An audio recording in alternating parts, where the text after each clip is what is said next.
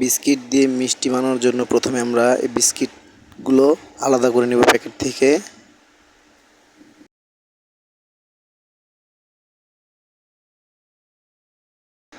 তারপর আমরা বিস্কিটগুলো ভালোভাবে গুঁড়ো করে নিব। যদি বিস্কিটগুলো আমরা ভালোভাবে গুঁড়ো করে না নিই তাহলে আমাদের মিষ্টি বানাতে প্রবলেম হবে। তাই আমরা বিস্কিটগুলো ভালোভাবে গুঁড়ো করে নিয়ে নিব।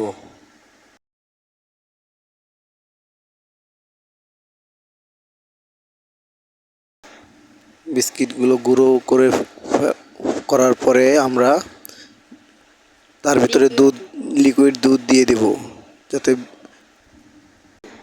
তারপর বিস্কিটগুলো মিক্স হওয়ার পরে হাতে অল্প একটু তেল মেখে বিস্কিটগুলোকে মিষ্টির মতো করে গোল গোল করে নিব।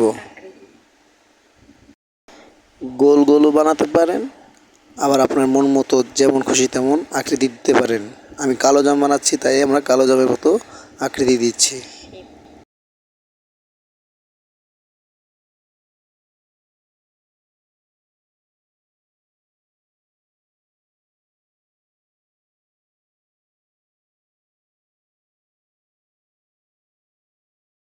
হয়ে গেল কালো জামের আকৃতির মতো মিষ্টি।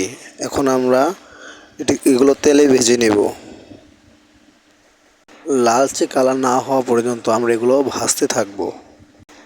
তারপর আমরা এগুলোকে উঠিয়ে নিব। তারপর আমরা চিনি শিরা বানিয়ে নেব। পরিমাণ মতো চিনি দিয়ে এবং পানি দিয়ে চিনি শিরা বানিয়ে নেব। ঘন না হওয়া পর্যন্ত আমরা জাল দিতে থাকব। চিনি শিরা ঘন হওয়ার পর আমরা তাতে মিষ্টিগুলো দিয়ে দেব এবং কিছুক্ষণ জাল করব। রেখে দেব কিছুক্ষণ, যাতে ভালো করে রস ভিতরে ঢোকে। আপনারা বাসায় ট্রাই করে দেখবেন, সত্যি খুব মজাদার।